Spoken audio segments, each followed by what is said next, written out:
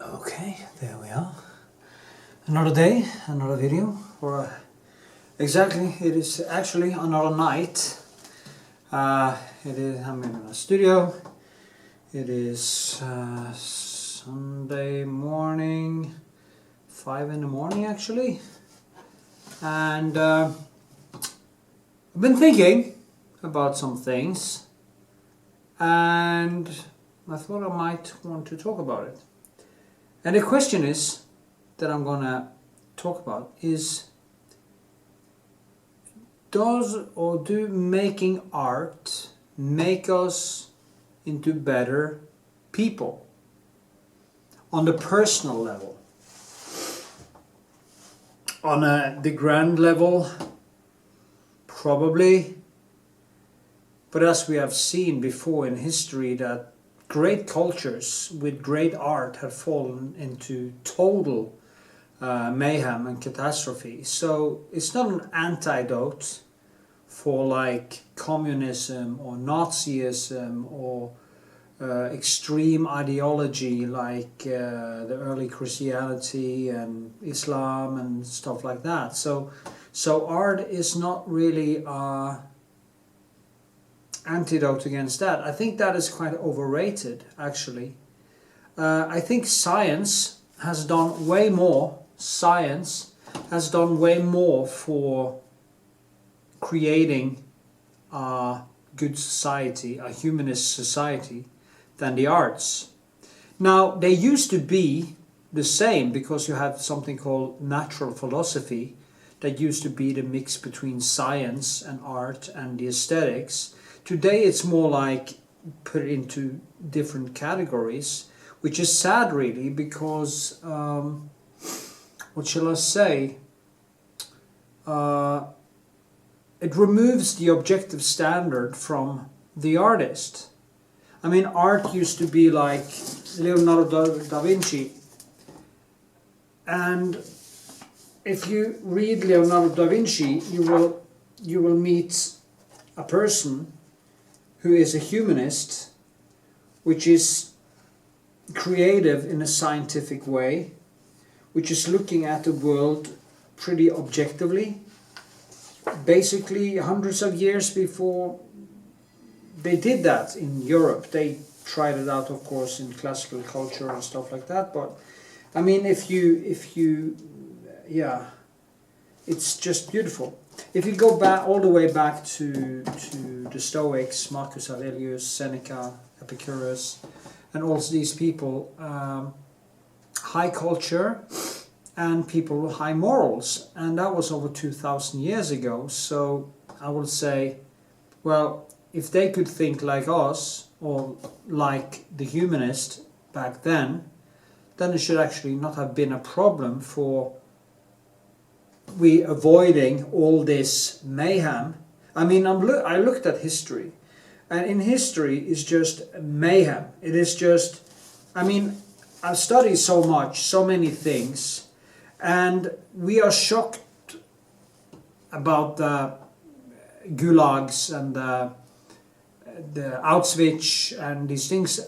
Of course we should be, but if you start to study deep history, it has been nothing but war, slaughter. It is basically slaughterhouse world from start to beginning. It's almost like when we transform from being pure animals without introspection into having introspection, we just kept on doing the same thing as the hyena. So, has there been a progression towards something better with hiccups? Yeah, but it doesn't take that much to destroy it. And we will see what happens. Maybe we succeed. Maybe we move towards a common goal for the whole of humanity and start acting accordingly. Now, by the way, before I say anything more, remember to hit that notification bell and a like button if you like my rants. I will make more of them. And leave a comment. tell me what you think, and I will answer you. Well, okay, can making art make you into a better person on a personal level? Yes and no. The question is yes, but also no. Personally, I went to art school and I've seen the narcissistic artists. Teachers who were so arrogant, teachers who I met artists who was extremely arrogant, extremely narcissistic. And they can't take the bait, they get angry, they are not open. You know, art is supposed to make you open, but it seemed to me that in modern art, when you remove the objective standard, when you remove everything that can actually measure your work towards an objective standard,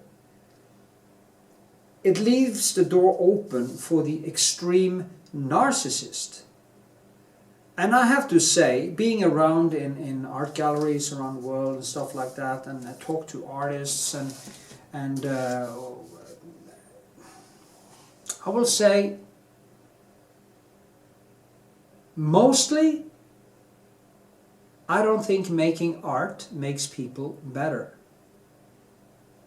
But that is, of course, my personal opinion. I think it seems like, it almost like the art scene is attracting a lot of children that has had bad experiences in childhood. So it doesn't really fit in to the ordinary society. I remember when I was a welder, I actually had a quite good childhood. I had beautiful parents. There is so much love in my family that it kind of drips from the ceiling. I was a little bit pushed out. I felt a little bit alone for a while, and that set some scars. But in general, I had a quite good childhood. But I noticed that in the art scene, it seems like it's a vacuum cleaner. It drags in a lot of damaged people. And when they get into the art environment as it is now, where you have no objective standard, there is nothing you can measure the quality of your artwork. It becomes all total relativism. And when it becomes total relativism, it is basically an open market for the strongest. It is basically back to survival of the fittest. If you can manipulate people around you, you will get the money, you will get the gallery, you will get the credibility. You don't have to create anything good. You don't have to do anything that is actually measures up to the greatness of Rembrandt, Leonardo da Vinci, and the classic arts, and when it really took you a hell of a lot of energy to create something beautiful. I think there are more, when people are working with more traditional arts, they are more sympathetic, I think. Not necessarily, but my experience anyway is that. For me, it was more like I had when I started out, I was young, I was naive, I couldn't draw, I couldn't anything. Luckily, I was kind of suffering from a Dunning-Kruger effect, and I couldn't see how bad it was. So I was kind of protected against seeing how bad it was. I had a little bit of narcissism there, I think, because I thought what I did was good. But but I do have in me the necessary openness, or I've been thought of my parents and people around me in childhood to basically be a good person. And I also come from a family which has their feet on the ground. We don't fly off. You know, we don't fly off. I did it a little bit a few years ago because I started to earn a little bit too much money, and I thought that things were going to last forever, and I became again a little bit reckless with how I acted, and it cost me quite dearly actually. But it was a self-inflicted wound. But what making art did for me, and that was actually in the combination with taking in an enormous amount of information, both good and bad, and facing reality, facing the fact that I'm going to die, facing the fact that I probably don't have an afterlife, facing that every day that passes is one day less, facing reality and then transforming this introspection into brushwork, becoming a realist at the same time as you keep that emotional thing that you just pushes into all the different brushwork as you go along, because brushwork is dancing, painting is dancing, painting is music, painting needs to do good work. Like you can actually see in Leonardo da Vinci's drawings that he probably was a sympathetic person. He did feel empathy, he did have the right kind of introspection. Of course, there have been a lot of artists in the world that has been total assholes. I mean, look at Picasso. He treated people like shit. He was not a good person. But I mean, I think, in my view, his art was suffering from it because he didn't never really connect in depth with what he was doing. It was always superficial. There was a story that he was sitting in a restaurant and he was just doing some thing back on a bill, and he delivered it, and they never took the money out of his bank because he was famous and he used it in a way. And it's not a, I mean, the sympathetic thing to do was actually to draw a drawing to the waitress and give it to her with a sign and thank you, and then also pay the bill. That would be the good thing to do, in my view anyway. But I mean, Dali was the same thing. It was just the gold. There was a gold, the gold. He just wanted more money. He wanted fame.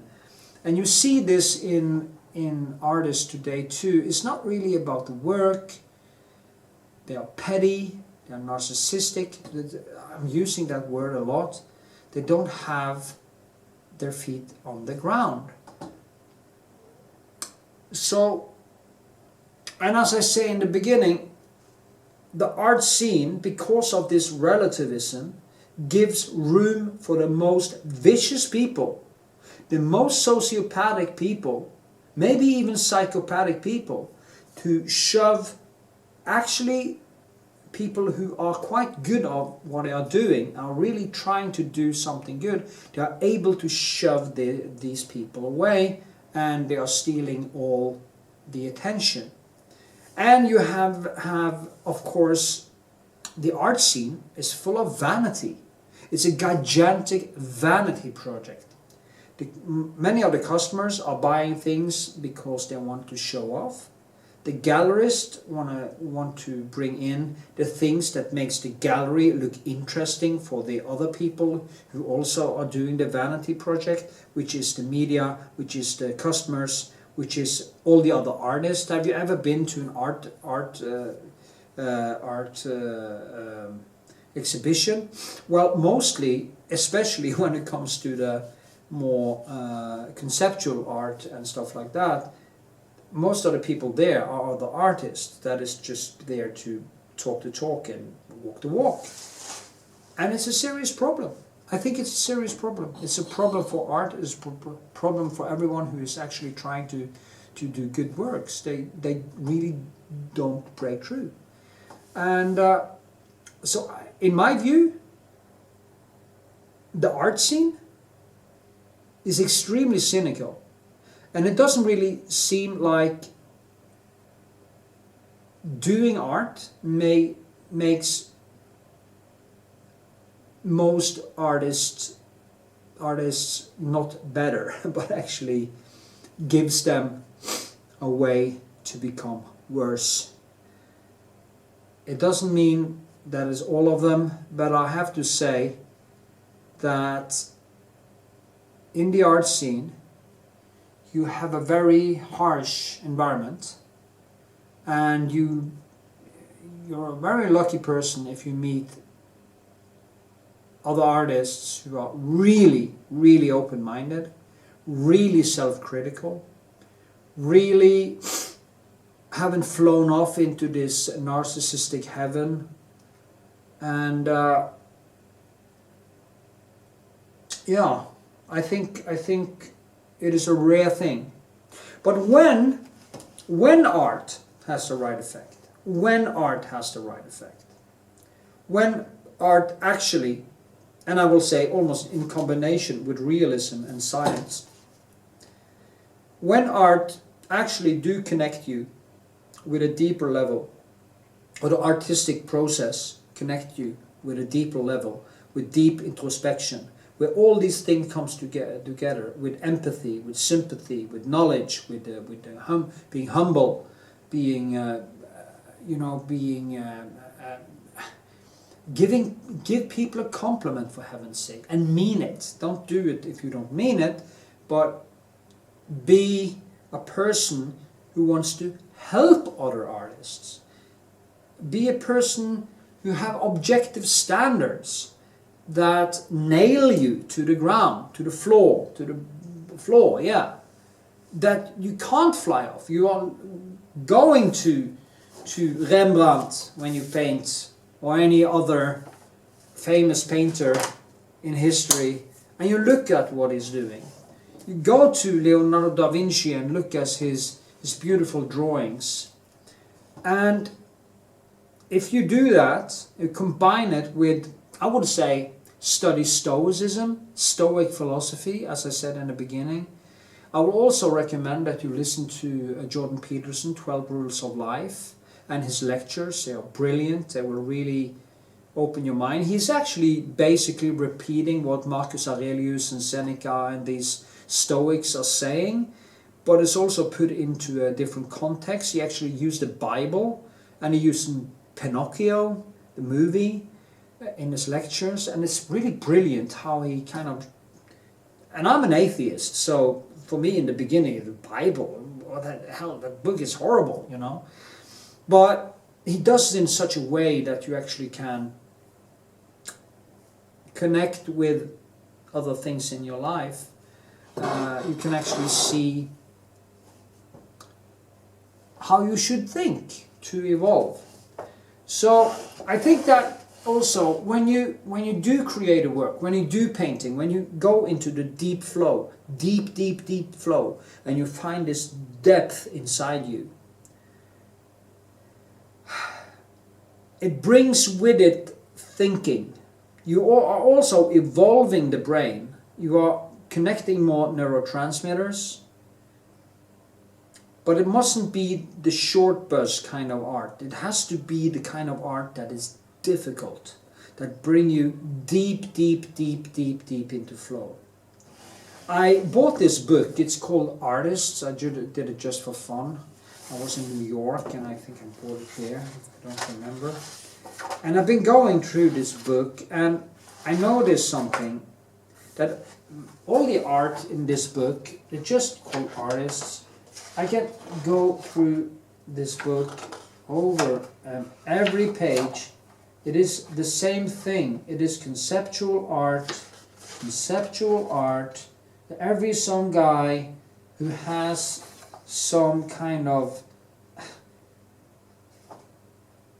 junk. It's never really difficult. It's just a friend of mine called it idékunst. It's called an idea. It's like idea art, not conceptual art, but idea art. Art that is just based on pure and simple idea, with absolutely no link to any classical any classical art or any objective standard would actually tells you what is good or bad. Why is this good? There's a lot of scripture on the wall. There's hung up some. Why is this better than the next thing or the thing after that? Why is it always?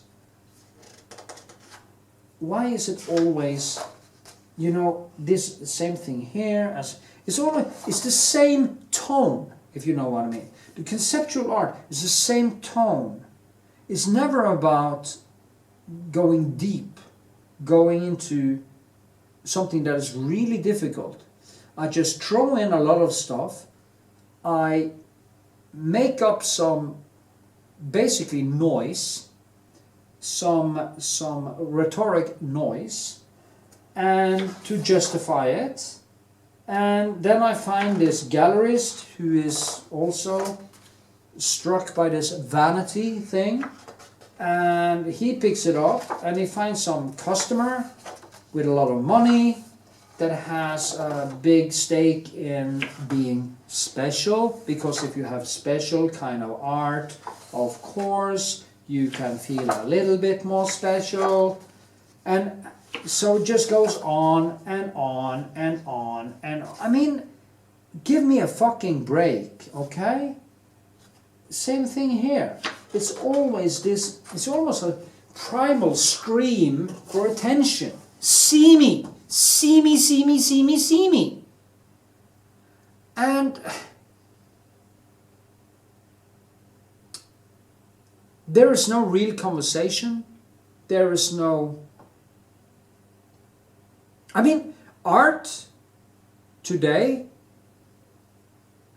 is more like a religion than anything that resembles something that pushes you as a person to the brink.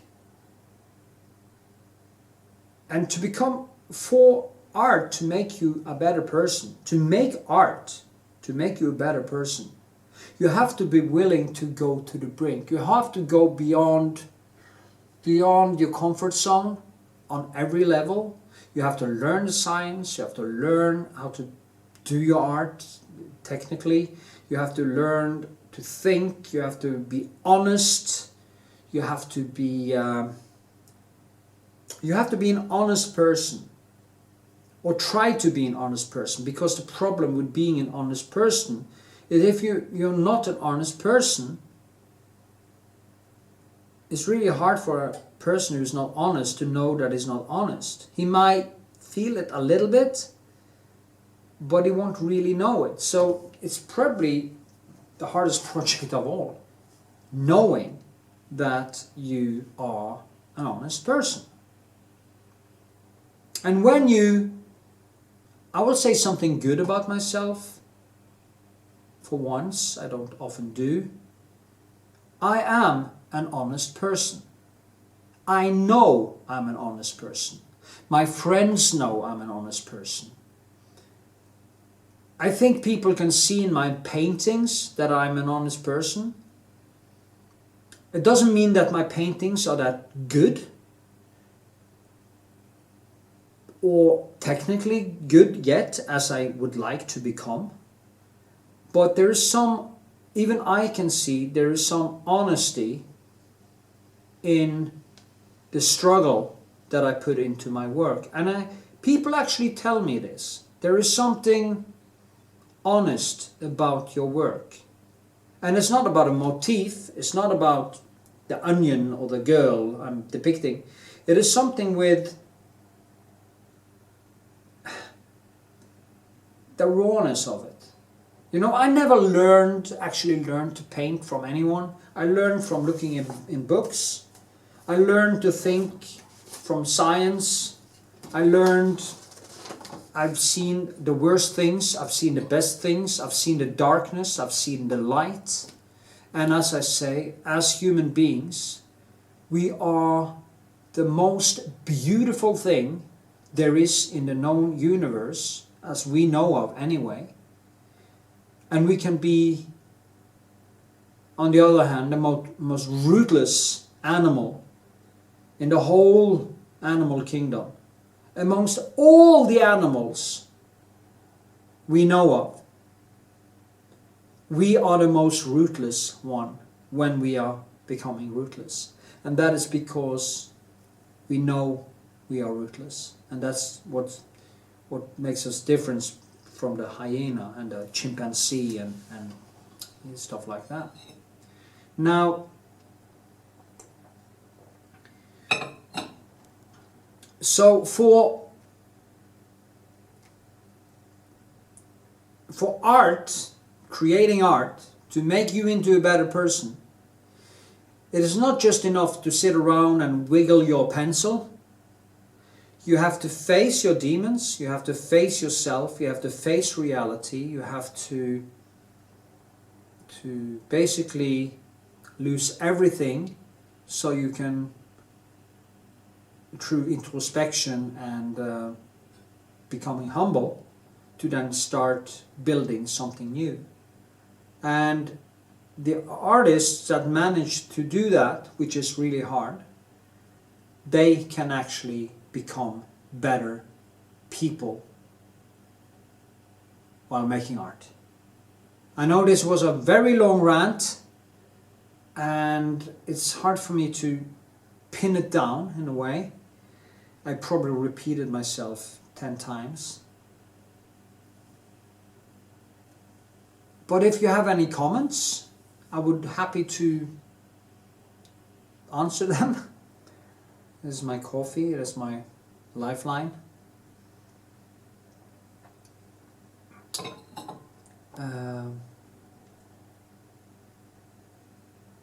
And keep it simple. Keep it safe. Like in Lord of the Rings, keep it simple, keep it safe. You know, less is more. Simply that, less is more. Or more of the things that are good and less of the things that are negative. So yeah, can art make you into a better person? Sometimes. But usually, I don't think so. And with this, I say cheers with my coffee, and maybe somebody think I'm making a little bit of sense. So, hope to see you in the next video. Leave a comment, go to my Patreon, support my work if you want to. I will answer all your questions there. And if you want me to teach you how to paint, you can go to Patreon and sign up for Patreon, and I will engage with you on a personal level. So, with this, see ya.